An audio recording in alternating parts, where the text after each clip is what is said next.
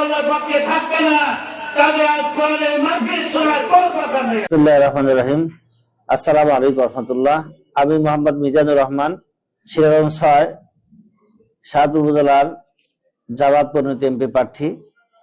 আমি গতকাল আমার একটা বক্তব্য ভাইরাল হয়েছে, যা আবার দৃষ্টিগোচর হয়েছে।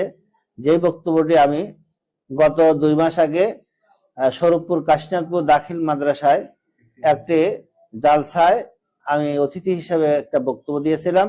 যে বক্তব্য আমার পুরোটা না দিয়ে আমার বক্তব্যের খণ্ডিত অংশকে বিকৃত করে আমার বিরোধী দল আমার প্রতি আমাকে হেয় করার জন্য যা একটা বক্তব্য ভাইরাল করছে, যা আমি সম্পূর্ণভাবে দুঃখিত।